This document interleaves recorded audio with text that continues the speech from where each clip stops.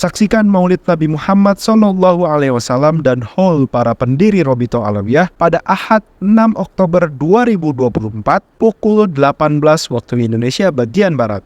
Live eksklusif dari gedung Robitoh Alawiyah hanya di Nabawi TV.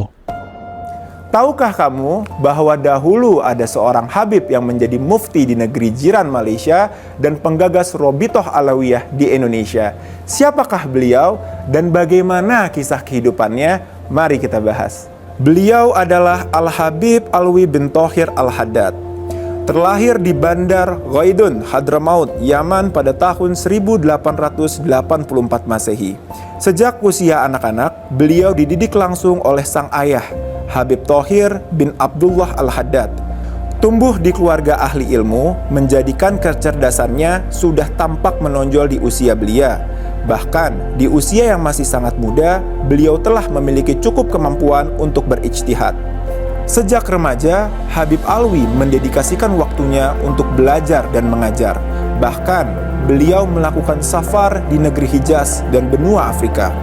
Melihat sepak terjangnya yang gigih dan kompeten, para pembesar Alawiyin di Batavia mengirim surat kepada beliau untuk mengunjungi Batavia kala itu.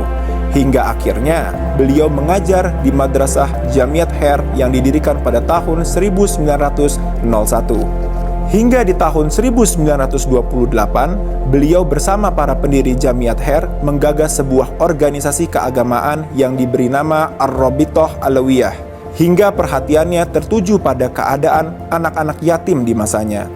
Beliau menganjurkan kepada para pengurus Robitoh kala itu untuk mendirikan sebuah panti asuhan, hingga di tahun 1931 didirikanlah sebuah panti asuhan yang bernama Darul Aitam.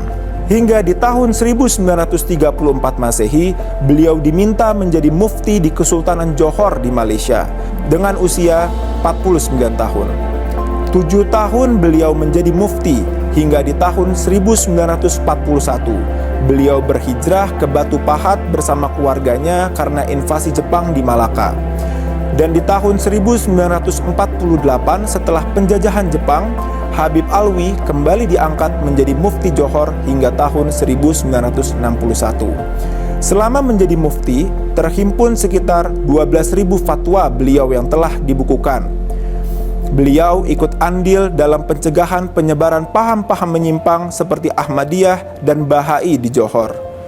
Hingga di tahun 1962, beliau wafat dan dikebumikan di pemakaman Islam Mahmudiyah di Johor Bahru, Malaysia. Masih ada yang ingin kamu ketahui? Jangan lupa komen di bawah ya. Dan jika kamu merasa video ini bermanfaat, yuk di-share videonya. Sekali lagi ya.